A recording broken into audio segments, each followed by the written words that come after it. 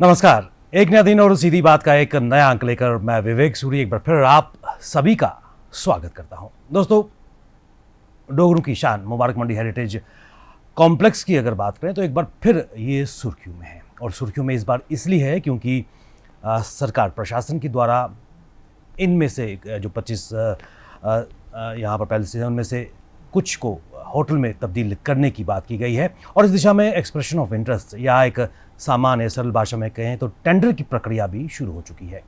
कहीं ना कहीं इसको लेकर जम्मू की सिविल सोसाइटी कहीं ना कहीं उनमें एक रोष प्रकट किया जा रहा है, क्योंकि उनका कहना है कि सरकार की तरफ से यूनेस्को हेरिटेज स्टेटस प्राप्त करने की दिशा में सरकार ने एक शुरुआत तो की थी, लेकिन उसके बाद इसको होटल एक हेरिटेज होटल में कन्वर्ट करने का प्रयास भी किया जा रहा है। इस दिशा में अगर बात करें तो जो सरकार की तरफ से जो एक्सप्रेशन ऑफ इंटरेस्ट जारी किया गया है उसमें स्पष्ट तौर पर कहा गया है कि it is being propose to be developed as tourism destination with socio cultural heritage centre by providing the tourist facility, ये इसमें कहा गया है। और जो मोटे तौर की अगर बात करें लगभग 4 से 5 जो यहाँ पर जिसमें जनाना महल कॉम्प्लेक्स है उसको तब्दील करने की बात की गई है। इसको लेकर जम्मू सिविल सोसाइटी लामबंद हुई है इस फैसले के विपरीत कि क्या कारण है कि इसको कंजर्व करने के बजाय डोगरा शासकों की जो ऐतिहासिक धरोहर है उसको आने वाली पीढ़ियों के लिए सहज के रखने के बजाय इसको एक हेरिटेज होटल में कन्वर्ट किया जा रहा है। क्या इसके पीछे अभिप्राय, यही आज की सीधी बात है। उस पर चर्चा करने के लिए हमारे साथ एक बहुत ही विशिष्ट पैनल मौजूद है जिनका परिचय आप सबसे करा दूं।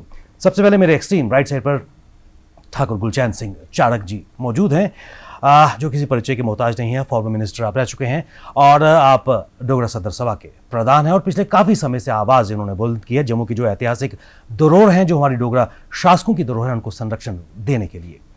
इनके बिल्कुल ही साथ में जुड़ चुके हैं भारतीय जनता पार्टी के वरिष्ठ नेता पूर्व एमएलसी श्री रमेश अरोड़ा जी। मेरे एक्सट्रीम लेफ्ट साइड पर सिविल सोसाइटी के 2 विभूतियाँ बैठी हैं। सर्वप्रथम प्रोफेसर ललित मंगोत्रा जी बैठे हैं, जो भी किसी परिचय के मोहताज नहीं हैं।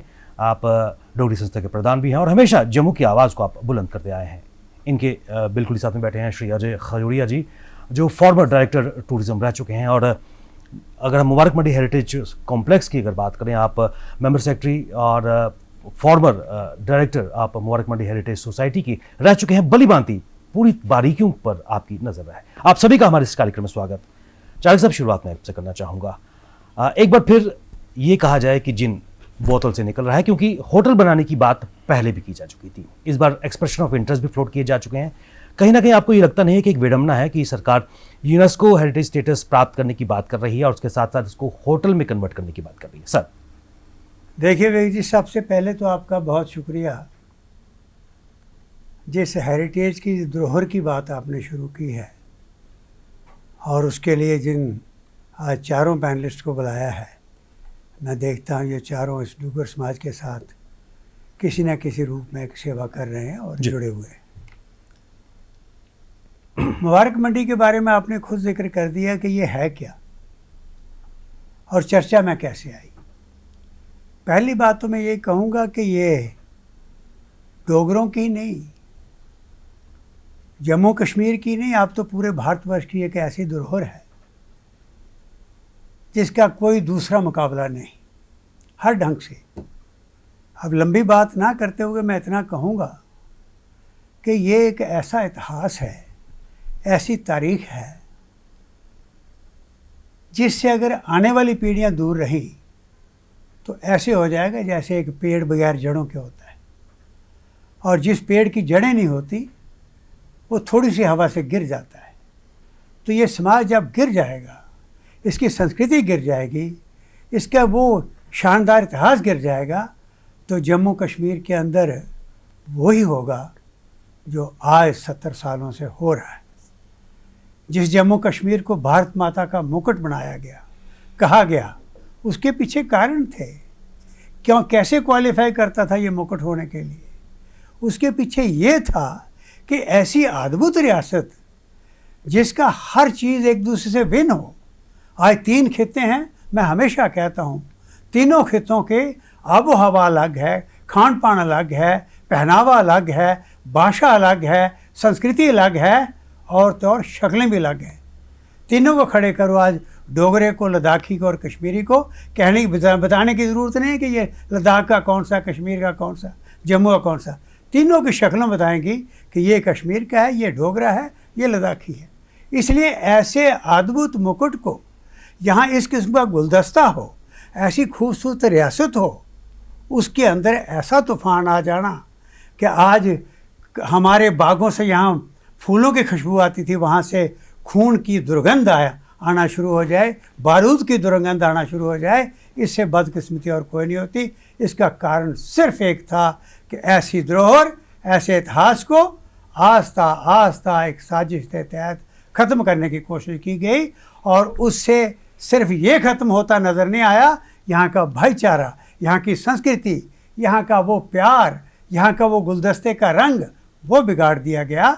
इसलिए इसको ज़िंदा रखना, इस धरोहर को ज़िंदा रखना आने वाली नस्लों के लिए ज़रूरी है, क्योंकि ये प्रेरणा का स्रोत है, ये इतिहास है, ये तारीख़ है उन डोगरों की, उन लोगों की जिनकी हड्डियाँ आज भी बर्फानी पहाड़ों के अंदर हैं।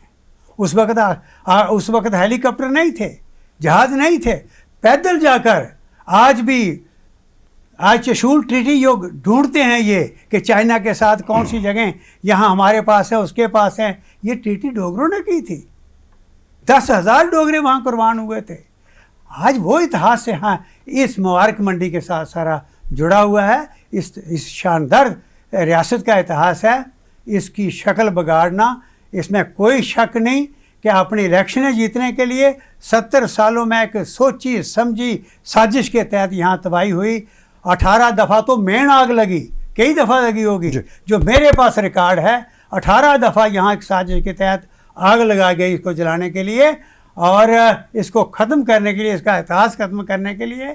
और 18 दफ़ा इंक्वायरी कमेटियाँ बनाई गवर्नमेंट ने, एक भी रिपोर्ट आज तक सामने नहीं आई, कोई किसी को सज़ा नहीं मिली। इसका मतलब इसमें जो उस टाइम के हुक्मरान थे वो इन्वॉल्व थे।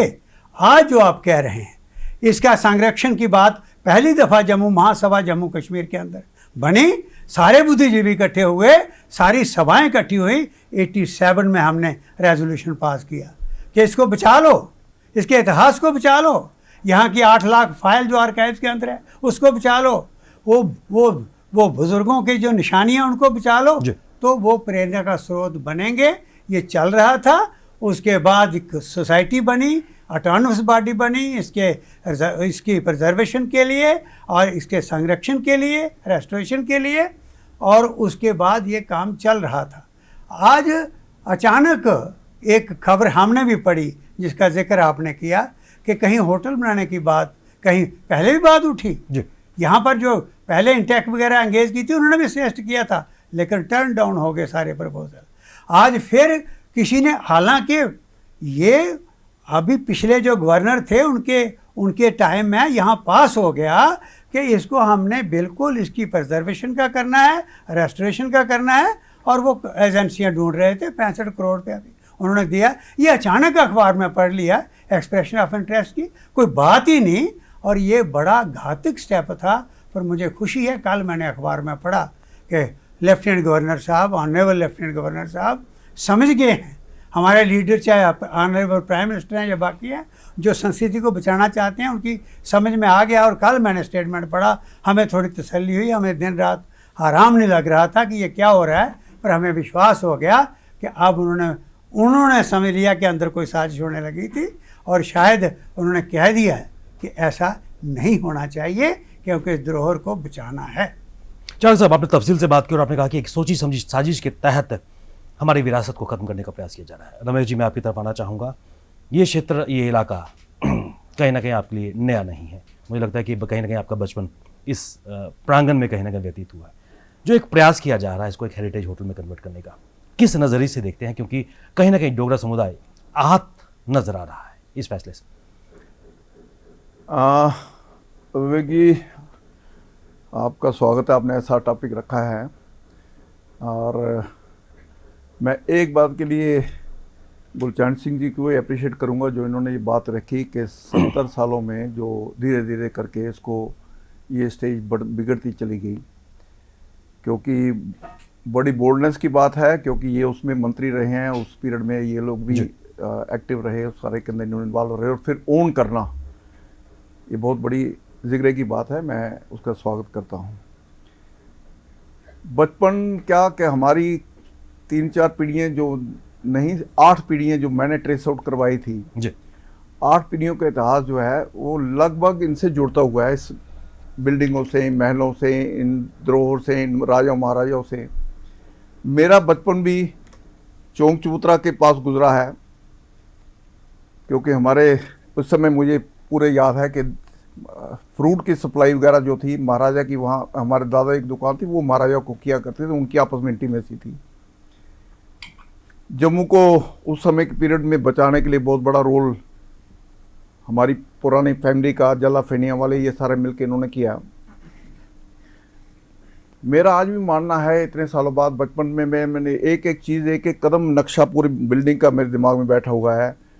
किस प्रकार यूनिक अंधेरी गली थी, यानी कि टार्च लेके आप उससे गुजर नहीं सकते थे, वो ख़त्म की हुई, वो यूनिक तरह की थी। वो अंधेरी गली, खाली अंधेरी कहने से काम नहीं चलेगा, जिन्होंने देखा है वही कल्पना कर सकते हैं। किस प्रकार उसके इंफॉर्मेशन के साथ बिल्डिंग थी, धीरे धीरे वो कोलैप्स होकर गिर गई। वो मैंने अपनी आंखों से गिरते हुए देखा, जब हमारे कोर्स वहाँ थे, हम प्रैक्टिस करते थे, धीरे धीरे कैसे वो ख़त्म हुई। उसके सामने आर्काइव के अंदर जो पोर्शन बैठने का था लाइब्रेरी का, मैं खुद बैठ के उसके अंदर स्टडी करता रहा हूँ। वो पोर्शन कैसे ख़त्म हो गया, ज़ीरो हो गया, ख़त्म हो गया। खाली वो ख़त्म नहीं हुआ, मैं ईमानदारी से कह रहा हूँ कि 2 बार की आग मैंने अपनी आंखों से देखी है। और शुरुआत उसकी आग की जब हुई थी, बाई चांस मैं उसके बैक साइड पे एक घर है, वहाँ परिवार में जाना आना होता था, वहाँ बैठा हुआ था जिसमें आग शुरू हुई। मेरा ये मानना है। और उसके बाद अभी की स्टेज पे वहाँ पहुँचते हैं तो बहुत सारी, अगर तो डोगरा कल्चर की बात करनी है, डोगरा धरोहर की बात करनी है, तो मुझे लगता है कि हमें थोड़ा ये भी सोचना पड़ेगा बड़े मन से कि इसको प्रोटेक्ट कैसे करना है। बिल्कुल। बाबा जियो पोतो का जहाँ पे बेसिक इनहेरेंट शुरुआत होती है, उसको ज़्यादा कि नहीं, आज तक हम टूरिज्म को पूरा अट्रैक्ट करके वहाँ नहीं ले जा सके। आज ये सोचना है कि राज तिलक रोड, यहाँ पर राज तिलक होता था राजपूत सभा में के प्रांगण में, आज उसका पोर्शन के उसको प्रोटेक्ट कितना हमने कर लिया। राज तिलक रोड नाम पड़ा हुआ था कि राज तिलक रोड से वहाँ राज तिलक के लिए रास्ता जाता है। मेरा ये मानना है कि इस तरह की बहुत सारी चीज़ें हैं जिनको प्रिजर्व करने की ज़रूरत है, संभालने की ज़रूरत है, इसमें कोई शक नहीं। सब हम चाहते हैं कि इनको प्रोटेक्ट किया जाए। प्रश्न ये है कि बदलते आयाम में, मैं ये नहीं कह रहा, इन्होंने तो बहुत बड़ी बात कहती गुलचरण सिंह जी ने कि भाई 70 साल के लोग, लेकिन ये सच्चाई है कि कश्मीर सेंट्रिक पॉलिटिक्स ने उसने नुकसान पहुंचाया। लेकिन अब प्रश्न ये खड़ा होता है कि अब जो बचा है थोड़ा सा, उसको प्रोटेक्ट कैसे करना है। अगर तो 1 करोड़ रुपया, 120 करोड़ रुपया, 10 करोड़, 5 करोड़ रुपया आ गया, मुझे लगता है कि वो रिवाइव नहीं हो सकता। मॉन्यूमेंट्स एक्ट जो है वो तो कहता है कि मॉन्यूमेंट को एज इट इज़ प्रोटेक्ट करना है, उसमें थोड़ी भी छेड़छाड़ नहीं करनी, उसको ओरिजिनल शेप में प्रोटेक्ट करना है। अब वहाँ पे कुछ लोकल लोगों के इंटरेस्ट हो सकते हैं क्योंकि उनकी एंट्रेंस थी, उसकी परेशानियाँ हो सकती है कुछ, लेकिन ये बात है कि अल्टीमेट जब चीज़ें को प्रोटेक्ट करना है तो उसके लिए ब्रॉडर मुझे लगता है कि एक प्लान तो करना पड़ेगा। आज मैं स्टडी कर रहा था जिसमें 12 रियासतें ऐसी आती हैं जिसमें जिन राजाओं ने सुमोटो इनिशिएटिव लेकर अपने हेरिटेज जो बिल्डिंगें थी उनको होटलों में कन्वर्ट किया है, इसलिए 12 रियासतों की लिस्ट मेरे पास है। मैं ये कहता हूं कि हमें वे आउट तो नहीं, अगर नहीं देते, हमें उसका आउटलेट नहीं देते, तो केवल मात्र अपोज करने से तो काम नहीं चलेगा। बेस्ट वे आउट जो है वो सरकार ने एक कदम उठाया कि जो बेस्ट वे आउट है कि इसको हेरिटेज के नाते प्रोटेक्ट करना है, प्रिजर्व करना है, तो जितना प्रोटेक्ट हो सकता है अब उसकी कॉन्स्टेंटली मेंटेनेंस चाहिए। मुझे लगता है उसकी मेंटेनेंस, रेस्टोरेशन तो छोड़ दें, रेस्टोरेशन पिछले पोर्शन जो है, जिसे हम आम भाषा में गोलघर भी कहते थे कि बैक साइड पे जो पोर्शन जलते बार बार, अब उसकी रेस्टोरेशन का तो मुझे नहीं लगता कि कोई इतना बड़ा इन्वेस्टमेंट, इतना बड़ा पैसा खड़ा करेगा कोई कि जिस प्रकार राजा महाराजाओं ने किया था और उस पर को रिस्टोर करने का जो बचा है, जिसमें एक मिलिट्री ऑफिस है सामने का, जिसमें मिलिट्री ऑफिस हुआ करता था महाराजा का, सामने जो कर रहे हैं, मुझे लगता है कि जो बचा है उसको प्रोटेक्ट कैसे करना सबसे बड़ी समस्या तो ये है। क्योंकि अगर कर्ण सिंह की फैमिली ने सरेंडर किया तो इसलिए सरेंडर किया कि वो दे वर अनएबल टू मेंटेन इट, क्योंकि वैसे भी ये महाराजा की दो तरह की प्रॉपर्टी थी, एक पर्सनल और एक स्टेट की प्रॉपर्टी। इस स्टेट की प्रॉपर्टी के अंदर कवर हुआ, पर्सनल प्रॉपर्टी को उन्होंने दूसरे एंगल से ट्रस्ट बना लिया, जो किया सो किया। मुझे लगता है कि स्टेट को कोई ऐसी कोई सोच नहीं है, कोई किसी की सेंटिमेंट्स को हर्ट करना है, किसी को दबाना है, किसी को रिप्रेस करना है, या इसी अगर उसको प्रोटेक्ट भी करके रखना है, तो मुझे नहीं लगता कि अगर ये phenomena continue as it is रहता है विदाउट एनी बहुत बड़ी इन्वेस्टमेंट के।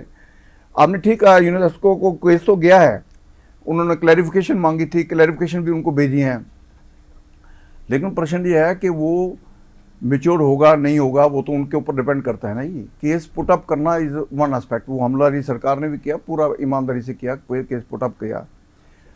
अब इस समय जो सिचुएशन है, सबसे बड़ा रेलिंग पॉइंट है कि इस सारे जो हेरिटेज है, यासी का किला है, लखनपुर से शुरू हो जाएंगे, वहाँ से किले से अलग अलग रियासतों के शुरू हुए थे, तो छोटी जो पहली रियासत थी, फिर बाद में डोगरा रजीम की बड़ी रियासत बनी। मुझे लगता है कि इस सारे के अंदर कहीं ना कहीं हमें कुछ इस तरह के प्रोजेक्ट डेवलप करने पड़ेंगे, ताकि उन चीज़ों को प्रोटेक्ट तो जिंदा तो रखा जा सके, नहीं जिंदा रख सके जो बचा है, नहीं तो वो सारा कोलैप्स होगा। मेरा ये मानना है कि उस ओर एक कदम है, अगर किसी के पास बेटर सजेशन हो तो वो बात अलग है। मुझे लगता है कि एक इफेक्टिव कदम है उसमें बचाने का। मुझे तो अभी तक ये लगा कि इससे बड़ा स्टेप नहीं हो सकता। रमेश जी, जैसे आपने कहा कि जो हाथ में कम से कम उसको सहज के रखने की आवश्यकता, उसके बाद फैसला किया जा सकता है। प्रोफेसर ललित जी, मैं आपकी तरफ आना चाहूँगा इस पूरे समीकरण की अगर बात करें, क्योंकि हम सब इस समाज डोगरा कहीं ना कहीं जो कल्चर है उसकी अक्कासी यहाँ पर कर रहे हैं। जो पिछले कुछ समय से एक विवाद चल रहा है, एक्सप्रेशन ऑफ इंटरेस्ट भी फ्लोट किए जा चुके हैं, और जो हेरिटेज कॉम्प्लेक्स का कुछ पोर्शन है उसको बात की जा रही है कि इसको हेरिटेज होटल्स के सर्कस में लाने का प्रयास किया जा रहा है। किस नज़रिए से सर आप देखते हैं? पहले तो टेक वन का शुक्रिया कि उन्होंने मौका दिया कि इस ज्वलंत समस्या के ऊपर बात की जाए, अपने विचार रखे जाएं। दूसरी बात यह है कि आपका शुक्रिया कि आपने मुझे तीसरे नंबर पर बुलाया। वो इसलिए शुक्रिया कर रहा हूँ कि ठाकुर गुलचैन सिंह चाड़क जी ने और रमेश अरोड़ा जी ने जो बातें की हैं, वो बातें जो हमारी समस्या है, वो उन समस्याओं के हर पहलू की तरफ इशारा करती हैं। अधिकतर जो कुछ भी कहा गया ठाकुर साहब की तरफ से या रमेश अरोड़ा जी की तरफ से, मैं उससे सहमत हूँ। हालांकि सुनने वालों को लगेगा कि ठाकुर साहब कुछ और कह रहे हैं, अरोड़ा साहब कुछ और कह रहे हैं, लेकिन मैं सहमत हूँ। मैं ये समझता हूँ कि जिस समस्या के ऊपर आपने ये डिस्कशन रखी है, वो एक बड़े सवाल का छोटा सा हिस्सा है। जब तक हम उस बड़े सवाल का जवाब नहीं देंगे, सिर्फ इस छोटे से सवाल का जवाब देने का असल में कोई तर्क नहीं। बड़ा सवाल ये है, जैसे ठाकुर साहब ने कहा, ये जो हमारी हेरिटेज है मुबारक मंडी, ये अद्भुत है। अंग्रेज़ी में जिसको यूनिक कहते हैं, अपने किस्म की एक ही है। उसके बड़े पहलू हैं, उस पर मैं विस्तृत बातचीत कर सकता हूँ 2-3 घंटे, क्यों ये ख़ास है, लेकिन ये मौका नहीं है। इतना ज़रूरी है सबको जानना, ख़ास तौर से जम्मू वालों को, कि ऐसी क्लस्टर ऑफ बिल्डिंग्स दुनिया में कहीं नहीं है। अपने आर्किटेक्ट के कारण, विविधता के कारण जी, और इसमें जो आर्किटेक्चरल स्टाइल है वो एक नहीं है, वो कितने ही स्टाइल हैं। इसमें मुग़ल स्टाइल है, इसमें राजस्थानी स्टाइल है, इसमें ब्रिटिश स्टाइल है, इसमें रोमन स्टाइल है। बिल्डिंग अलग अलग टाइम पे बनी है, अलग अलग राजाओं के वक्त में बनी हैं, और जिस जिस राजा की जो लाइकिंग थी, जो पसंद थी, वो सारी इसमें ढल गई हैं। एक लंबे अरसे में ये बिल्डिंग्स बनी हैं। इसलिए आप दुनिया के किसी भी मैं सारी दुनिया में देख चुका हूँ इस किस्म की बिल्डिंग्स, वो एक ही किस्म की होती हैं। एक स्ट्रक्चर जो है वो पूरे का पूरा एक ही स्टाइल में होता है। ये सिर्फ मुबारक मंडी है जिसका हर बिल्डिंग दूसरी बिल्डिंग से डिफरेंट है। इसलिए मैं ये समझता हूँ कि ये सिर्फ जैसे गुलचैन सिंह जी ने कहा, ये डोगरों की ही धरोहर नहीं है, ये डोगरों की ही धरोहर नहीं है, ये जम्मू कश्मीर वालों की ही नहीं है, ये भारत की ही नहीं है, ये सारे संसार की धरोहर है। ये this belongs to the total human civilisation. ये जो बिल्डिंग है ये अपने आप में यूनिक है, इसको प्रिजर्व करना सारी दुनिया की जिम्मेवारी है। अब मैं आता हूँ उस सवाल की तरफ। पहली बात तो ये है, मुझे आज तक ऐसा कोई नहीं मिला जो ये चाहता हो कि इस बिल्डिंग को प्रिजर्व ना किया जाए, इस बिल्डिंग को संभाल के ना रखा जाए और इसकी शान को, इसकी आन बान को ज़्यादा से ज़्यादा उभार कर मेंटेन करके जैसी थी वैसा न लाया जाए। आज तक मुझे एक भी व्यक्ति नहीं मिला जिसने ऐसा कहा हो। तो पहले हम इस बात पर सहमत हो जाएं कि हम सभी लोग जो इधर बैठे हैं, जो हमारे दर्शक लोग सुन रहे हैं, हम सभी ये चाहते हैं कि इस बिल्डिंग को, इसकी प्रेस्टीन, जो इसकी ब्यूटी है, जो इसका पुराना वैभव है, जो इसकी भव्यता है, उसको पूरे का पूरा मेंटेन किया जाए। ये सिंबल है डोगरों का, ये जम्मू कश्मीर की रियासत का सिंबल है और ये सब डोगरों का है, सभी डोगरों की ये जगह है। जैसे रमेश जी ने कहा, रमेश जी मैं भी फतू चुगान का रहने वाला हूँ।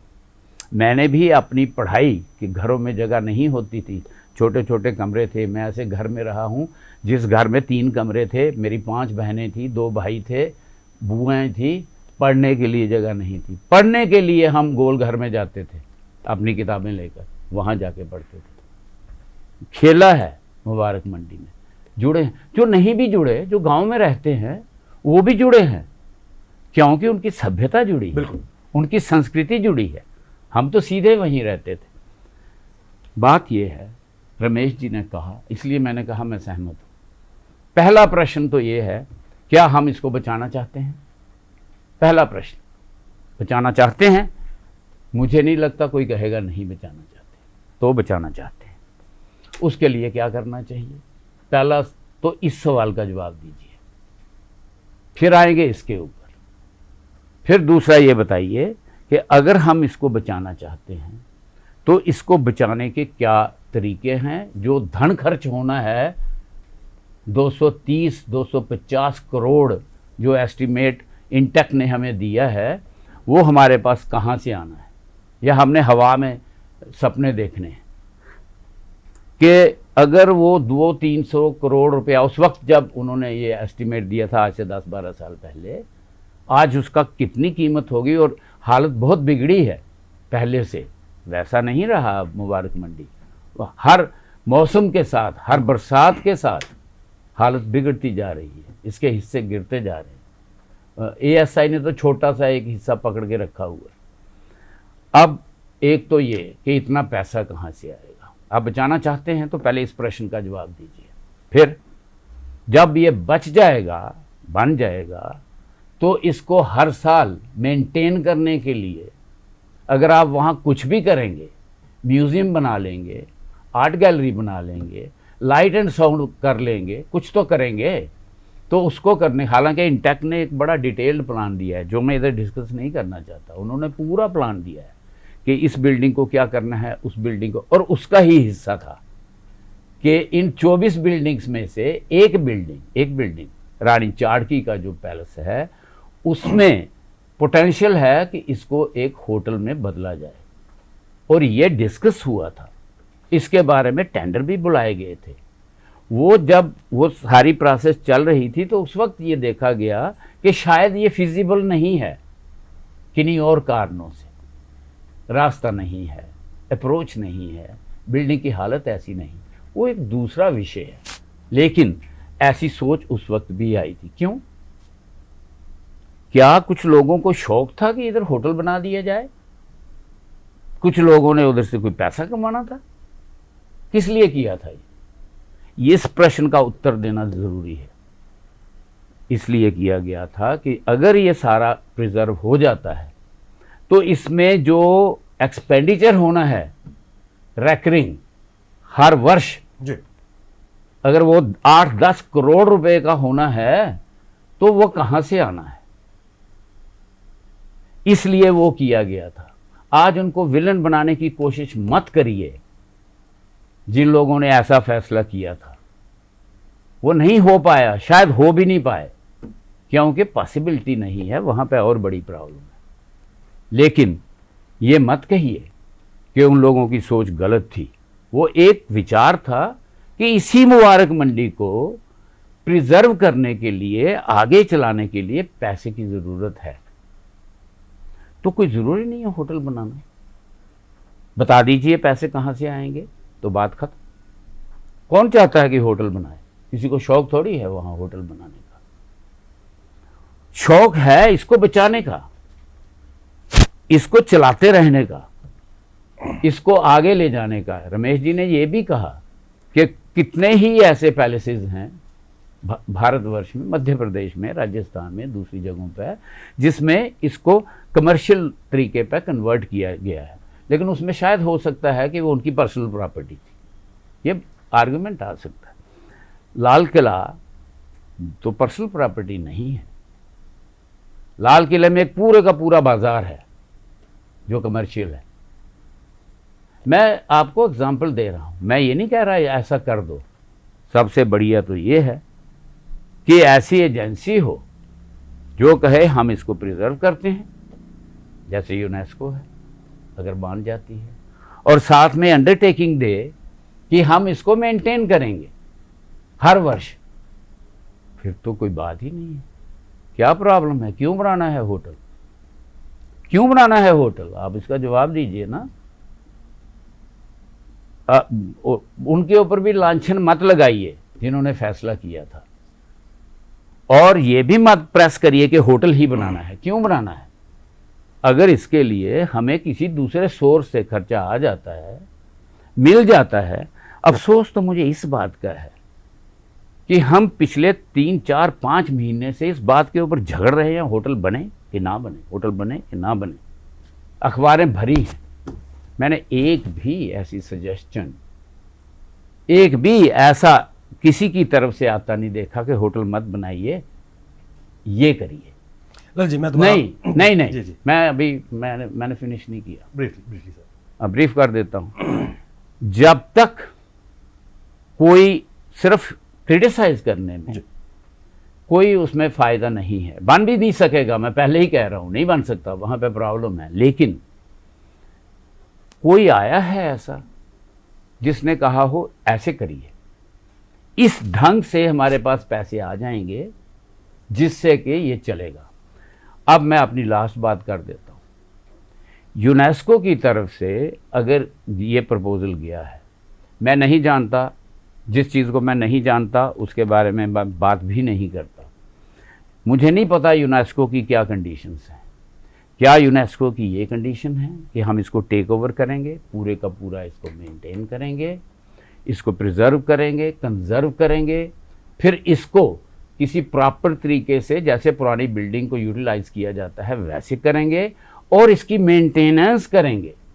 अगर ऐसा है तो मैं कहता हूं इससे बढ़िया कोई हल नहीं है। फिर कोई ज़रूरत नहीं है होटल की, फिर कोई ज़रूरत नहीं है होटल की। सिर्फ होटल के ऊपर झगड़ा मत करिए। ये सोचिए होटल किस लिए बनाना था, वो बात सोचिए। पैसा चाहिए, उस पैसे का अल्टरनेटिव दीजिए। एक पॉजिटिव बात करिए ना, पॉजिटिव बात करिए। अच्छा जी, मैं आपकी तरफ आना चाहूँगा। कोई महत्वपूर्ण बातें यहाँ पर प्रोफेसर ललित जी ने उठाई है कि हमारी सभ्यता संस्कृति से जुड़ी है, लेकिन हम चाहते क्या है? क्या इसको प्रिजर्व करना, संरक्षण करना आने वाली पीढ़ियों के लिए, और उसके लिए पैसे की दरकार है? क्या कहेंगे सर, क्योंकि आप तो शुरुआत से इससे जुड़े हो। बहुत बहुत शुक्रिया मुझे ये मौका देने का। सबने जो बातें की, बड़े अथॉरिटीज़ हैं अपने अपने फील्ड में, और उन्होंने जो बात की ये बिल्कुल ठीक बात की, और बिल्कुल भूमिका एक बन गई कि ये किस परिस्थिति में हम आज ये डिस्कशन कर रहे हैं।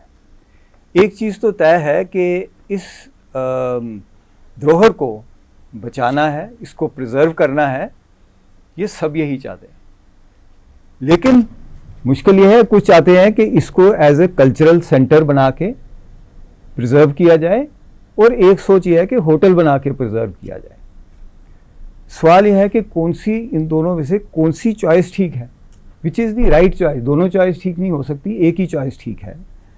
एंड ये जानने के लिए कि ठीक चॉइस कौन सी है, हमें ये समझना चाहिए कि ये कोई जम्मू में या इस स्टेट के बीच में जो ये हमारे पास इतनी अच्छी धरोहर है, ये कोई दुनिया में पहली बार नहीं है कि हम इस पर सोचने बैठे हैं कि इसका करना क्या चाहिए। ऐसी धरोहरें जगह जगह है, हिंदुस्तान में इतनी जगह है, आउटसाइड द वर्ल्ड। हमें ये देखना है कि वो क्या कर रहे हैं। प्रिजर्वेशन ऑफ मॉन्यूमेंट्स एक साइंस बन चुकी है, इसके ऊपर रिसर्च हुई है, इसके ऊपर बड़े बड़े थ्योरियां बनी हैं, तरीक़ेकार बने हैं, वो हमें देखने चाहिए। ये बहस इसलिए हो रही है कि हम उन चीज़ों को बिना देखे, बिना जाने, जो अपनी मन में मर्जी आती है, किसी को एक चीज़ अच्छी लगती है, वो कहता है ये होना चाहिए, दूसरा कहता है ये अच्छी होना चाहिए। What is the best practice?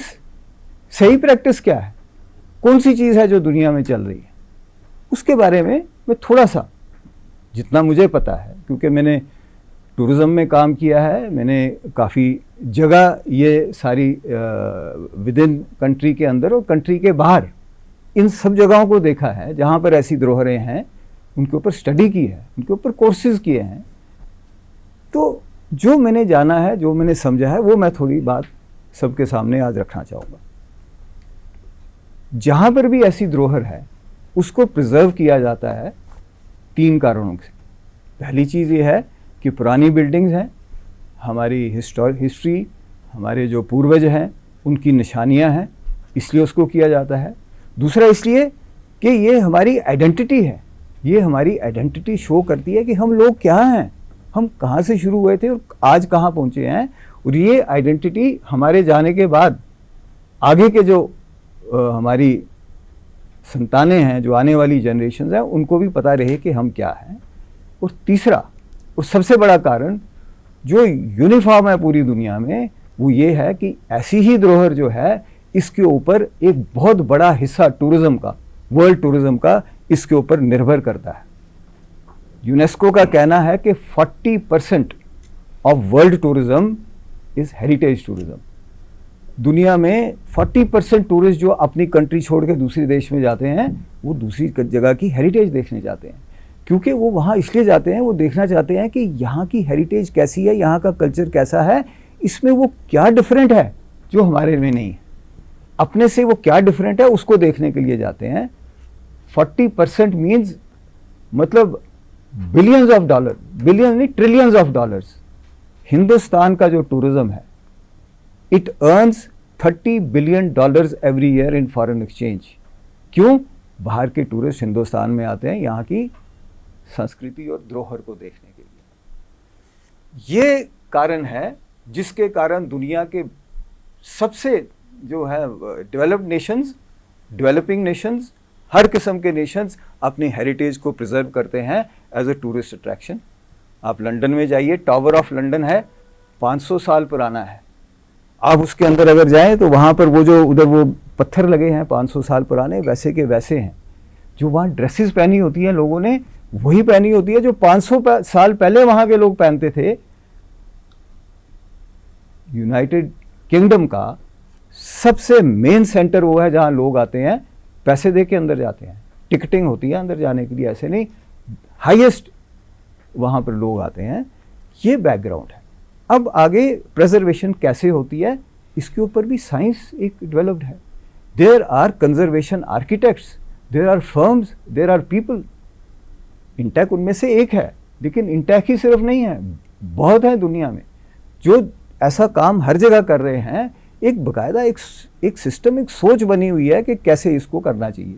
और वो सोच ये है, और नॉट ओनली नेशनली, इंटरनेशनली भी there are conventions, there are UNESCO की कन्वेंशंस हैं, और वर्ल्ड की आपस की कंट्रीज ने बैठ के प्रोटोकॉल्स बनाए हैं कि क्या करना है और क्या नहीं करना है। उसके बीच में जैसे बिल्कुल अरोड़ा साहब ने ठीक कहा कि एक तो ये है कि उसको टच नहीं करना, उसके बीच में कोई भी बेसिक बदलाव नहीं आना चाहिए, लेकिन ये भी उसमें है कि बिना बेसिक बदलाव लाए हुए अगर आप उसमें कुछ ऐसी चीज़ कर सकते हैं जिसके कारण आप वहाँ का आकर्षण बढ़ा सकते हैं, लोग ज़्यादा वहाँ आएँ और उनके आने से वहाँ अगर इनकम बन सकती है, वो करने के लिए सर्टेन नॉर्म्स के अंदर अंदर वो उसमें चेंजेस लाई जा सकती हैं। ये चीज़ें खासकर उन मॉन्यूमेंट्स को अप्लाई करती हैं जो प्रोटेक्टेड मॉन्यूमेंट्स हैं, और प्रोटेक्टेड मॉन्यूमेंट्स वो हैं जो कि किसी जगह की खास धरोहर है। अब आप जम्मू में देखें बड़ी सारी हेरिटेज बिल्डिंग्स हैं, लेकिन प्रोफेसर साहब ने बिल्कुल ठीक कहा, ऐसी हेरिटेज कहीं भी नहीं है। This is our outstanding heritage. इसको ये तो और प्रोटेक्टेड भी है, it is protected under law, 2005 में ऑर्डर निकला था। ऐसी हेरिटेज उन सारे प्रोटोकॉल्स, उन सारे तौर तरीकों के अंदर आती है जिसके तहत इसको प्रिजर्व करना चाहिए। अब सवाल आ गया कि होटल क्यों नहीं? जैसे अरोड़ा साहब ने कहा कि जी इतनी जगह है जहाँ होटल बने हैं, तो अगर उसके होने से, या इन्होंने कहा कि अगर पैसे आ सकते हैं होटल बनने से तो क्यों नहीं, वाई नॉट।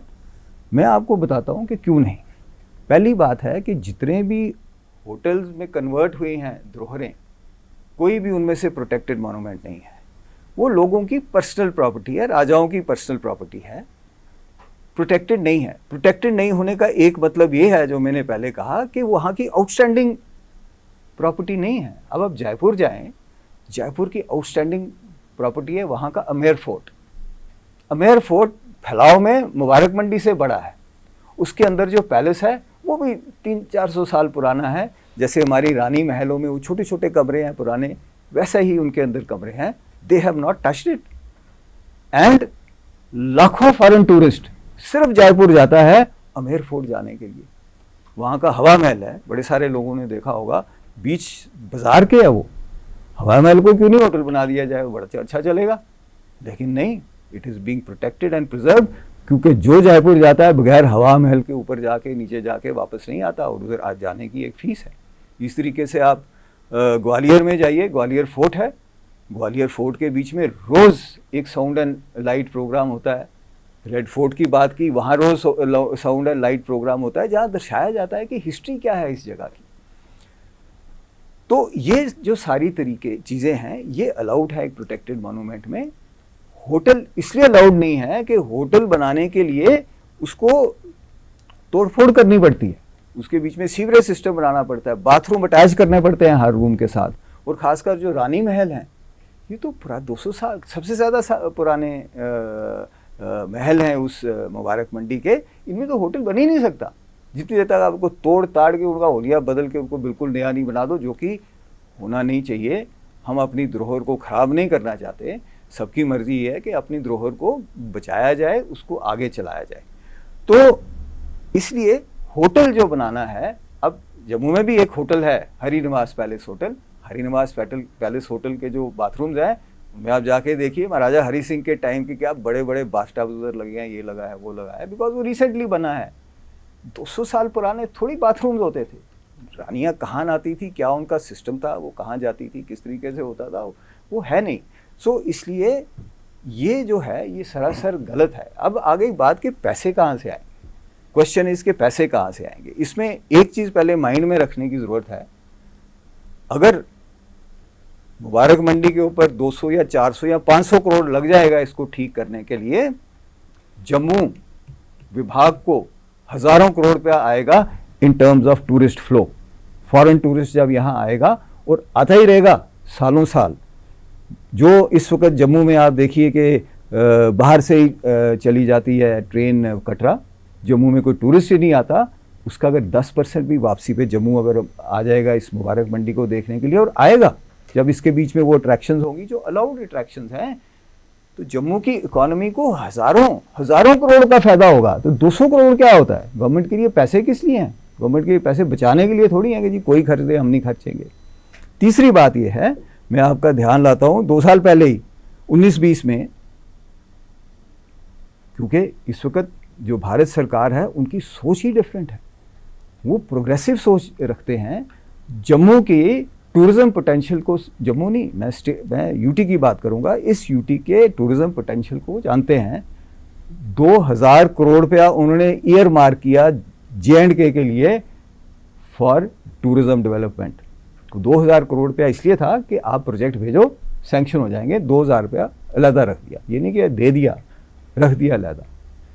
यहाँ से प्रोजेक्ट जो जितनी मेरी जानकारी है 300-400 करोड़ से ज़्यादा के प्रोजेक्ट नहीं जा पाए, बाकी का 1700 करोड़ रुपया। क्या दिक्कत थी कि अगर इसके प्रोजेक्ट भी वहाँ भेजे जाते, पैसा आ जाता, इसको तो 2 साल में बन जाती है मुबारक मंडी। अब क्वेश्चन इसके बनेगी कैसे, वो प्लान कहाँ है, जैसे आप कह रहे थे, इन्होंने भी कहा जी कैसे होगा। इंटैक की बात की, इंटैक की बात होने के बाद बहुत टाइम गुजर गया है, much water has phloem down the Tawi. उसके बाद बहुत सारे आगे फैसले लिए। मुबारक मंडी सोसाइटी ने शुरू में इन ASI को कहा कि जी आप बनाओ, ये ASI तो सबसे श्रेष्ठ ऑर्गेनाइजेशन है इस कंट्री की। उन्होंने काम शुरू भी किया, उसके बाद उनको कुछ और काम भी उन्होंने ख़त्म भी किया काम उसका, ये जो आर्मी हेडक्वार्टर का। उसके बाद उनको और भी काम दिए गए, लेकिन ASI ने कहा कि 2 करोड़ से ज़्यादा का एक साल में हम काम नहीं कर सकते, क्योंकि वो उनकी 3600 बिल्डिंग्स हैं जिनको मेंटेन करते हैं पूरे इंडिया में। उनके पास इतना स्टाफ नहीं है कि वो सारे काम यहाँ पर लगा के फटोफट इसको बना दें। उन्होंने कहा जी आप कोई और तरीका ढूंढिए, और अगर उन्हीं को ही हमने कहना हो तो 2 करोड़ रुपया पर ईयर के हिसाब से इसको 400 साल लगेंगे इसको मेंटेन करने में। तो तरीके क्या हैं? तरीके हैं, ऐसा नहीं कि तरीके नहीं हैं। प्राइवेट एजेंसीज हैं, राजस्थान में हैं, दिल्ली में हैं, यूपी में हैं, कलकत्ता में है, मैसूर में है, हर जगह ऐसी एजेंसीज हैं जो ये काम करती हैं, जिनके पास आदमी भी है, स्किल्ड मैन पावर भी है, जिनको पता भी है, जिनको जानकारी भी है। तो मुबारक मंडी सोसाइटी ने सारा कुछ वो देख के, जितने एक्सपीरियंसेस पहले के 3-4 साल में थे, ये सारे एक्सपीरियंसेस देखने के बाद 2016 में एक फ़ैसला लिया। एक तो उन्होंने फ़ैसला लिया कि नो होटल। उसके बाद उसमें मेरा ख्याल यहाँ पर मुझे लगता है कि प्रोफेसर साहब भी उसमें होंगे, एंड माननीय चालक साहब भी, I am sure they were part of that society. उन्होंने कहा होटल नहीं, होटल के लिए पैसे जुटाओ। देखो कि होटल के लिए नहीं, रानी चाड़क महल के लिए पैसे जुटाओ कि कैसे रानी चाड़क महल को करना है। दूसरा उन्होंने कहा कि कंसल्टेंट एक एंगेज करो, और प्राइवेट एजेंसीज के थ्रू धड़ाधड़ सभी जो हैं इकट्ठे डिफरेंट प्राइवेट एजेंसीज को दो और ये काम करो। उसके ऊपर काम शुरू हो गया, कंसल्टेंट लग गया, एक नया प्लान बन गया, एक comprehensive conservation and reuse plan बना। कंजर्व भी करना और रीयूज भी करना। कैसे रीयूज करना, कहाँ पर साउंड एंड लाइट प्रोग्राम होगा, कहाँ पर लेजर शो होगा, कहाँ पर म्यूजियम बनेंगे। इतना ज़्यादा सामान है म्यूजियम में, वो एक मार्बल हॉल में आने वाला नहीं है। 3-4 पैलेसेस जो थे वो नियुक्त कर दिए गए कि यहाँ पर म्यूजियम का सामान जो है अच्छी तरह डिस्प्ले होगा, बाकायदा प्रॉपर लाइटिंग में। यहाँ पर इंटरप्रिटेशन सेंटर होगा, यहाँ पर रिसेप्शन होगी। जो आर्काइव्स का है सामान, यहाँ पर आर्काइव्स का सामान मॉडर्न तरीके से डिस्प्ले होगा।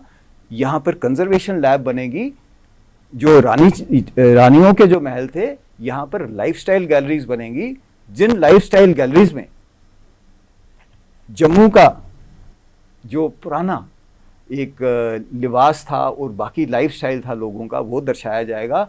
जम्मू के जो रॉयल्स थे, रानियाँ थी, राजे थे, उनका जो लाइफस्टाइल था, रहन सहन था, वो दर्शाया जाएगा। यहाँ के ट्राइबल्स हैं, गुज्जर हैं, बकरवाल हैं, उनका लाइफस्टाइल जो है वहाँ पर दर्शाया जाएगा।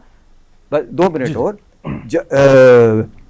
कश्मीर का लाइफस्टाइल दर्शाया जाएगा, लद्दाख का लाइफस्टाइल दर्शाया जाएगा, चित्राल का दर्शाया जाएगा, गिलगित का दर्शाया जाएगा, बाल्टिस्तान का दर्शाया जाएगा, क्योंकि ये वो धरोहर है जो सीट ऑफ पावर है, जहां से सारी जगह को यूनाइट करके एक बनाया गया था। वो सारे के सारे रानी पैलेसेस में होंगे, और कहीं पर क्राफ्ट बाजार होगा, और कई चीज़ें ऐसी होंगी जिससे सफिशिएंट इनकम आएगी इसको मेंटेन करने के लिए। शुरू में बनाने के लिए तो गवर्नमेंट से पैसा आएगा, और वो जैसे मैंने आपको कहा कि गवर्नमेंट के पास कोई कमी नहीं है। 2000 करोड़ उन्होंने दिया, 1700 करोड़ लैप्स हो गया। अगले साल 1000 दिया, उन्होंने कहा 2000 नहीं इस्तेमाल कर सके, जो 1000 दो, उसमें से भी लैप्स हो गया। और ये जो कंजर्वेशन प्लान है, जिन आर्किटेक्ट्स को लगाया गया, उन्होंने सिर्फ प्लान ही नहीं बनाया, उसमें उन्होंने सारी चीज़ें, सभी जितने भी माननीय लोग थे जिन्होंने इसके ऊपर अपने अपने इनपुट्स दिए थे, सबको बीच में रखा और उसके बाद उसके प्रोजेक्ट्स बनाए। लास्ट पॉइंट कि वो जो प्रोजेक्ट्स बनाए, प्रोजेक्ट्स बिल्कुल तैयार थे, सिर्फ गवर्नमेंट ऑफ इंडिया को भेजने थे, पूरा पैसा आ जाना था। इसलिए नहीं आया क्योंकि एक नया सोच, मैं यहाँ पर चाणक्य साहब से दोबारा जाऊँगा, कहीं ना कहीं वो सोच दोबारा हामी हो गई, होनी नहीं चाहिए थी इस गवर्नमेंट के दौर में, लेकिन वो हो गई कि इसको कैसे टारपीडो किया जाए और होटल का एक idea out of the blue दोबारा कर दिया गया। चाणक्य साहब, मैं कैरी फॉरवर्ड करूँगा खजूरी साहब की बात, जो कहीं ना कहीं इन्होंने कहा कि एक बार फिर वो सोच हावी हो रही थी, क्योंकि एक पूरी पाइपलाइन में प्रोजेक्ट था, पूरा एक DPRs तैयार थे, नहीं हो पाए, क्या कहेंगे?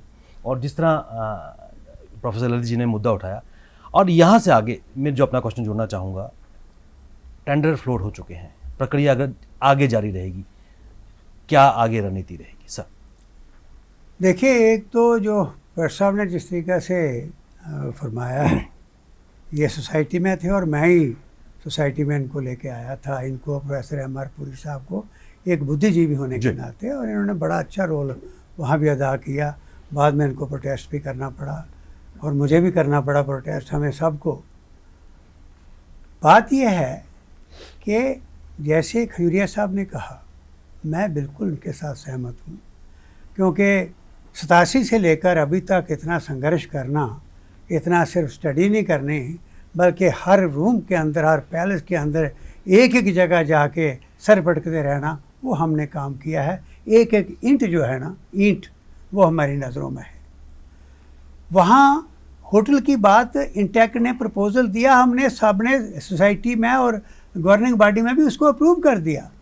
उसके बाद जब इंटरनेशनल लेवल की जो ऑर्गेनाइजेशन है उसकी तरफ जब बात हुई कि भाई अब ये फाइनल इनसे भी देखो, एक्सप्रेशन ऑफ इंटरेस्ट भी फ्लोट कर दिया, उनकी तरफ से ये आया कि दिस इज़ नॉट पॉसिबल। उसके बाद इंटेक को, हमने याद होगा प्रेस साहब को, कि हमने उन्हें कहा कि पावर पॉइंट प्रेजेंटेशन दो, पावर पॉइंट प्रेजेंटेशन जो उन्होंने दी उसमें सब एक्सप्लेन किया। उसमें हमने उनको क्वेश्चन किए, जैसे एक क्वेश्चन ये था कि आपने एस्ट बाई हर में हेडक्वार्टर तैयार कर दिया है, इसकी फाउंडेशन के बारे में बताओ, याद है ना? वो कहते हैं जी फाउंडेशन हम नहीं देखते। आप बताइए, जब ये बातें हुई, उससे झगड़ा हुआ कि भाई ये गलत बात है, आपने जो ढांचा खड़ा किया है या इसको प्रिजर्व कर रहे हो, अगर फाउंडेशन रही तो ये तो गिर जाएगा, तो बताओ तो सही। वो नहीं बता पाए, फिर हमें दूसरी ऑर्गेनाइजेशन के पास जाना पड़ा। अल्टीमेटली ये हुआ कि इतनी देर में वहाँ गवर्निंग बॉडी में कोई गड़बड़ी और होना शुरू हो गई, एक अपना एक इंटरेस्ट लोगों का आ गया होगा, ब्यूरोक्रेट्स का भी। तो हमने भी, मैंने राष्ट्रपति को बुला लिया, इनवाइट कर लिया, मना लिया राष्ट्रपति को आने के लिए। वोरा साहब यहाँ गवर्नर थे, राजभवन में बैठ के प्लानिंग भी हो गई, लेकिन बाद में मुझे मैसेज चीफ मिनिस्टर का मिला कि हम उनको होस्ट करने के लिए पूरी तरह तैयार नहीं हैं। तो ये सारा उसमें ये लगा कि लोग नहीं चाहते, और मैंने भी ये लफ्ज़ कहे थे इस्तेमाल, लिख के जो रेजिग्नेशन दिया उसमें लिखा था कि मुझे लगता है कि नीयत नहीं है, इसलिए ये चलता रहा। अब देखिए, जैसे खजूरिया साहब ने कहा, मैं इन्होंने कवर कर लिया सारा, फैज साहब ने कवर कर लिया, क्योंकि ये दोनों सोसाइटी को जानते हैं, ये भी सोसाइटी में रहे हैं, फैज साहब भी रहे हैं, मैं भी रहा हूँ।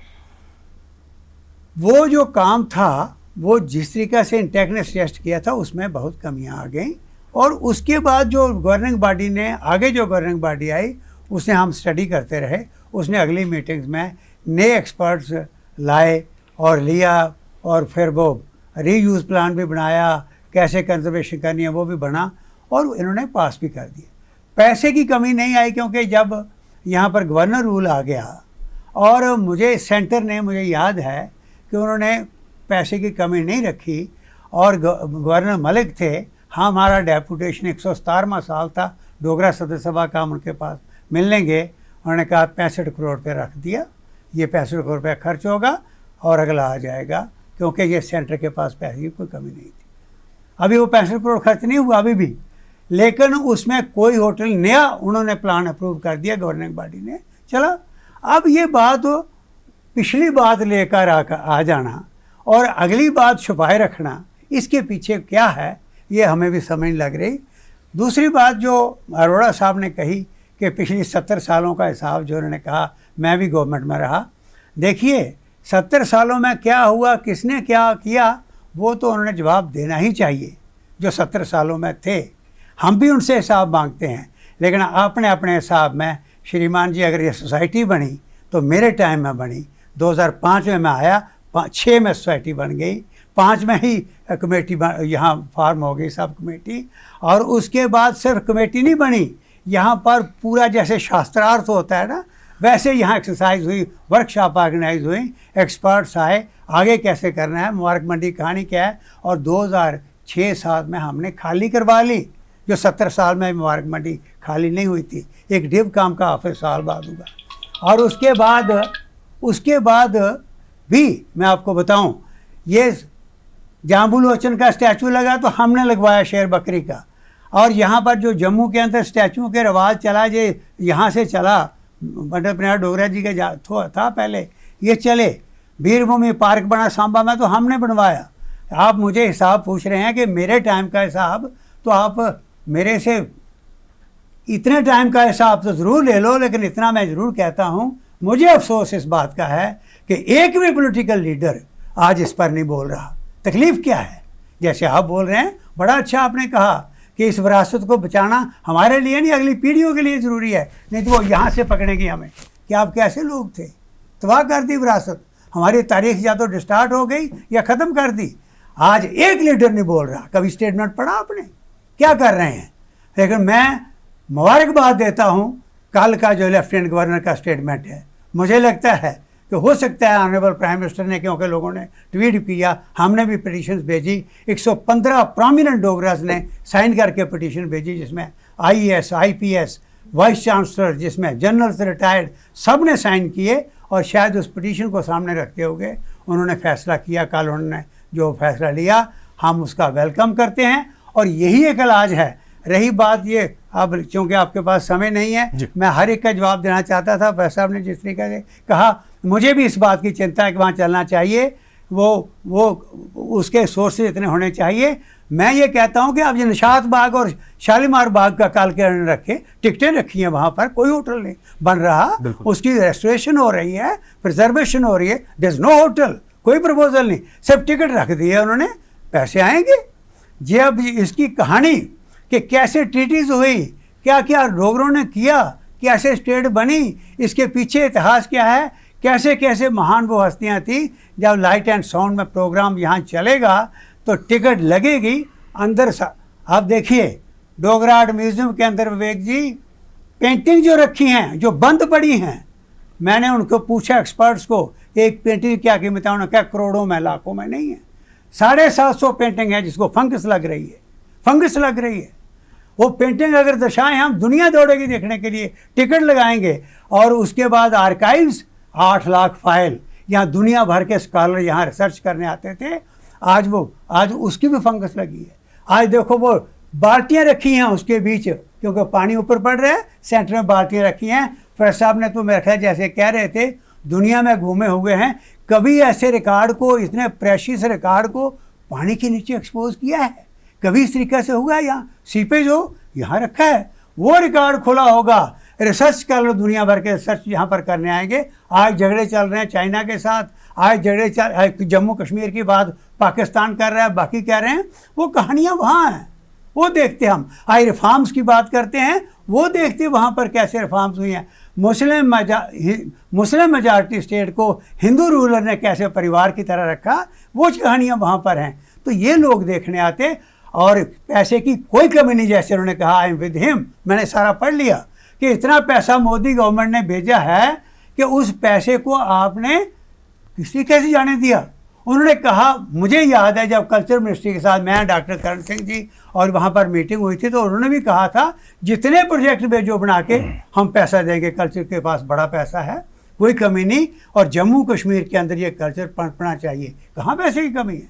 कोई पैसे की कमी है, नीयत की कमी है, और समझ नहीं लग रही किसी को। मुझे लगता है कि ऑनरेबल लेफ्टिनेंट गवर्नर सिन्हा साहब अब समझ चुके हैं, तभी उन्होंने ये सख्त बयान दिया है कि भाई एक तरफ यूनेस्को को भेज रहे हो और दूसरी तरफ होटल बना रहे हो, ये दो बातें कैसे चल सकती हैं? ये तो मुझे मिसगाइड किया गया। इसलिए मैं आज आपके माध्यम से ये कहना चाहता हूँ, यहाँ मैं धन्यवाद करता हूँ बड़े अच्छे विचार रखे। एक तो बड़ी चीज़ है कि हमारी धरोहर, हमारा इतिहास बचना चाहिए। नंबर 2 ये है, हम अपनी जगह देखने की कोशिश करें कि मैं इसके लिए क्या कर सकता हूँ, क्या कर रहा हूँ और मेरा योगदान क्या रह सकता है। जब ये कलेक्टिवली हम सोचेंगे तो मुझे लगता है अगली पीढ़ी को जवाब देंगे। नहीं तो उनको हक है कि हमें यहाँ से गले से पकड़ना है, पकड़ लें कि हमने उनकी धरोहर को, उनके इतिहास को उनके सामने नहीं रख सके। ये हमें जवाब देना पड़ेगा। रमेश जी, बिल्कुल संक्षेप में मैं आपसे जानना चाहूँगा, जिस तरह चाणक्य साहब ने कहा पैसे की कमी नहीं है, नीयत की कमी नहीं, नीयत की कमी है। क्या हम सबकी कलेक्टिव रिस्पॉन्सिबिलिटी बनती है as a civil society, as a Dogra, इस विरासत को बचाने की? Briefly sir. मेरा विवेक जी ये कहना है, जैसे मैंने शुरू में कहा,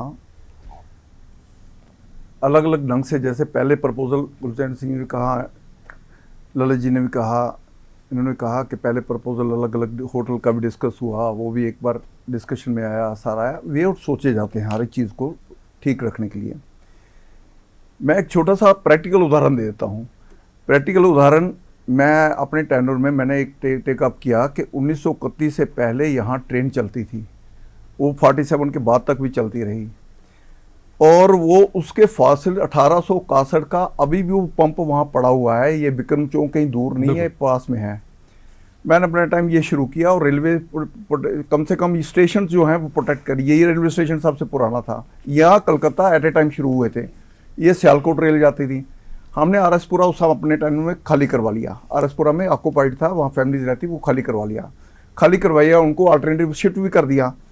अब प्रश्न है कि उसके बाद जो उसको प्लान करना चाहिए, जहाँ उसको होना चाहिए था, जहाँ इसको भी खाली होता, दोनों प्रोटेक्ट हो गया। मीरा साहब का स्टेशन ही गायब है इस बार। अभी मैं आपके साथ शेयर कर रहा हूँ कि मैं परसों गवर्नर साहब से मिल के आया हूँ और उनको मैंने ये कहा है कि मैंने कहा यहाँ पे डिवीजनल क्वेश्चन साहब से मैंने लेके गया था, उन्होंने एक प्लान प्रोजेक्ट किया है इसी को, हेरिटेज को प्रोटेक्ट करने का, और उसमें एनओसी के लिए उन्होंने भेजा है। इसके लिए यहाँ डिपार्टमेंट है ट्रांसपोर्ट का, उसके लिए तो उन्होंने श्योर किया कि हम एनओसी इसको ले देंगे, अब ये प्रोजेक्ट से थ्रू होगा जो भी आया हुआ है। हमारा ये मानना है कि खाली वो नहीं। देखिए, मैं एक बात थोड़ा सा, एक लाइन, सिर्फ एक आधा मिनट लूँगा। हर एक चीज़ के पीछे एक इंसान की सोच खड़ी रहती है। खाली बिल्डिंग ही अपने आप को रिफ्लेक्ट नहीं करती। बिल्डिंग के पीछे जो काम कर रहा है वो आदमी का human mind, human brain, human setup, human history, human behaviour, बड़ी चीज़ें काम कर रही हैं। हमारे यहाँ सबसे अनफॉर्चुनेट पार्ट जब चला कि जो जिसके वारस थे उस वारस को ही महाराजा हरि सिंह को यहाँ से जाने के लिए कह दिया, भाई साहब आप जाइए।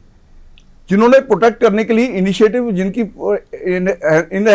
हेरिडिटी बनती थी कि उन्होंने प्रोटेक्ट करनी थी चीज़ें, जब वो चले गए, अब मैंने हिस्ट्री में नहीं खोल रहा कि ना टाइम है यहाँ खोलने का, उन्होंने फिर वसीयत की। आज वसीयत उनकी चर्चा में क्यों नहीं है, उसके भी कई कारण है कि आज तक वसीयत क्यों नहीं ओपन हो गई पब्लिक में। मेरा ये कहना है, ये सारी बातें ध्यान में रखते हुए, ट्रैक हिस्ट्री को ध्यान में रखते हुए, यहाँ की इतनी बड़ी धरोहर जो है, आज कश्मीर की कल खबर है, शायद आपके ध्यान में आई होगी कि एक जगह फॉसिल्स शायद प्रायर टू इवन के कहा जाए तो इंडेफिनिट टाइम, ये लफाई कहूँगा कि आज तक उतने पुराने फॉसिल्स नहीं मिले, वो फॉसिल मिले हैं, उसको वर्कआउट कर रहे हैं। मुझे लगता है हर एक धरोहर को संभालने के लिए, संभालने की नीयत रहती है, रहनी भी चाहिए। और गवर्नर साहब को मैं अप्रिशिएट करूँगा कि वो इस सारे बात में सीरियस रहते हैं। अब प्रश्न है कि वर्कआउट तो करना पड़ता है, वर्कआउट के सजेशन तो आती हैं, वर्कआउट करने के बाद उसके ऊपर प्रैक्टिकल शेप कैसे दी जाए उसके ऊपर काम करना पड़ता है। और मुझे लगता है कि उसके ऊपर सीरियसली काम चल रहा है, उसके ऊपर सीरियसली चल रहा है। इसलिए केवल मात्र हम लोग, मैं कहूँगा गुलचैन सिंह जी आगे बढ़ी ना, आप गुलचैन से, आप रायपुर सभा में रहे तो आइए ना गुलचैन, वो राजनीतिक कहाँ स्थान गया, वो कहाँ का करिए, उसको रिस्टोर करिए। इसलिए मेरा ये कहना है कि ये चीजें हमारी गवर्नमेंट, हमारी सरकार की, केंद्र सरकार की, जैसे खुद सब ने कहा, केंद्र सरकार की भी नीयत इसमें साफ है, स्टेट सरकार की भी साफ है, रास्ता इसमें निकलेगा। लेकिन बाबूशाही की नीयत साफ नहीं है। ललित जी, यहाँ से आगे क्या किस तरह बढ़ेंगे? बिल्कुल संक्षेप से सर। देखिए, हाँ, मैं कोशिश करूंगा कि बिल्कुल संक्षेप में। पहली बात तो ये, खजूरिया साहब ने कहा कि मैं ये कह रहा हूँ कि होटल क्यों नहीं। मैंने ये नहीं कहा, मैंने ये बात बिल्कुल नहीं कही कि होटल क्यों नहीं। मैंने कहा किसी वक्त ये विचार आया था, आपको ये सोचना है ये विचार क्यों आया। बिल्कुल। गुलचैन सिंह चाड़क जी उसमें थे, पहले मैंने नहीं कहा, अब मैं कहता हूँ ये बीच में थे, ये भी बीच में थे।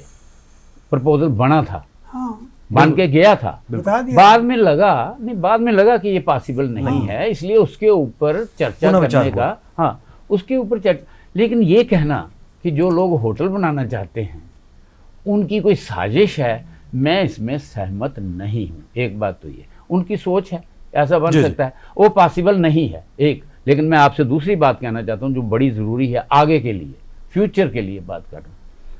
अगर वहाँ जैसे खजूरिया साहब ने कहा या चाड़क साहब चाहते हैं या मैं भी चाहता हूँ कि वहाँ म्यूज़ियम बने, लाइट एंड उसका शो हो, डोगरा हिस्ट्री, डोगरा कल्चर, हमारे इस इलाके की लिविंग कल्चर भी उसमें आए, सबका है ना वो, तो वो सब कुछ आए। रास्ता कौन सा है? आपने कभी सोचा है? आप फुटफॉल की बात कर रहे हैं, आप टिकट की बात कर रहे हैं, आप कहते हैं कि हज़ारों लोग वहाँ जाते हैं, आपका रास्ता है उसमें जाने का? आप इन सब चीज़ों के बारे में प्लीज़ सोचिए। मैं किसी को क्रिटिसाइज़ नहीं कर रहा। अगर आपने सिर्फ सेंटिमेंटल होना है, इमोशनल होना है तो बात अलग है।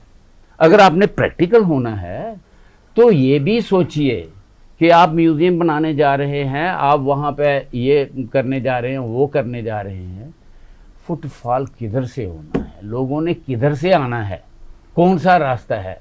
चौक चबूतरा से लेकर, आप चौक चबूतरा छोड़िए, परेड से लेकर मुबारक मंडी तक कोई रास्ता नहीं। इधर से आप चले जाइए जैन बाज़ार से कोई रास्ता नहीं, आप उधर से आइए दूसरे रास्ते से कोई रास्ता नहीं। मैं एक मिनट कह रहा हूँ, मैं ये नहीं कह रहा, किसी की जिम्मेवारी भी नहीं दे रहा। हम सबको ये सोचना है, मैं ये कह रहा हूँ हम सबको मिलके ये सोचना है। और होटल, मैं बार बार कह रहा हूँ, होटल कोई ज़रूरी नहीं है, अगर इसका अल्टरनेटिव हमें मिल जाए तो। अल्टरनेटिव तलाशने की आवश्यकता। चलो सब बिल्कुल संक्षेप में। ये प्लानिंग में है, मैंने सारा मास्टर प्लान पढ़ा है। रास्ता कौन सा होगा, कैसे होगा, किस तरीके से होगा, अंदर कैसे चलेगा, ये सब प्लानिंग में है। मैं रिक्वेस्ट करूंगा भाई साहब से, मैंने कॉपी 3500 रुपया दे के मंगवा ली है, किसी वक्त आओ सभा में वो पढ़ लो। इसमें कोई दो राय नहीं, क्योंकि हमारे पास समय की सीमा, मैं माफ़ी चाहूँगा क्योंकि समय की सीमा। एक कंजर्वेशन प्लान जो है वो प्लान है एक कल्चरल सेंटर बनाने का। ये कल्चरल सेंटर बनाने का प्लान 2019 में जब मलिक साहब यहाँ गवर्नर थे, उनकी अध्यक्षता में अप्रूव किया मुबारक मंडी सोसाइटी ने। उसमें वो भी अप्रूव कर दिए जितने भी उसके प्रोजेक्ट्स थे, सिर्फ पैसे गवर्नमेंट ऑफ इंडिया को भेजने थे और आने थे। अगर वो आया होता आज तक ये काफ़ी सारी बिल्डिंग्स तैयार होती और बाकी होने वाली होती। ये जो होटल का प्रोजेक्ट है, हम देख रहे हैं कि बड़ी जगह लोग होटल के लिए जो प्राइवेट उनमें करते हैं, होटल बनाने की तो बात कर देते हैं, 10-10 साल वो पैसे नहीं जोड़ पाते होटल बनाने के लिए। प्राइवेट इन्वेस्टमेंट ऐसे ही थोड़ी हो जाती है। जैसे उन्होंने कहा जी रास्ता कहाँ है, होटल को तो ज़्यादा अच्छा रास्ता चाहिए। ऐसे तो पैदल लोग भी चले जाएंगे कल्चरल सेंटर के बीच में और जाते हैं। मैंने देखा है मोस्ट कंजेस्टेड जगहों में लोग कल्चरल सेंटर देखने के लिए पैदल जाते हैं। इसलिए एक सेकंड सिर्फ ये है कि एक अल्टरनेटिव जो कल्चरल सेंटर जो कि 2019 में अप्रूव हुआ और जो अब आप कर रहे हैं, इससे तो डिले होगा ही नहीं कभी। आप कल्चरल सेंटर को आप इम्प्लीमेंट करिए, बात खत्म है। अब कह रहे थे ना रास्ता क्या है, रास्ता ये है कल्चरल सेंटर बनाने का जो कंजर्वेशन प्लान है, जस्ट इम्प्लीमेंटेड एंड यूनेस्को में परस्यू करिए। दो ही चीज़ें हैं, इसमें कोई दो राय नहीं है कि जम्मू की सिविल सोसाइटी कहीं ना कहीं लामबंद है।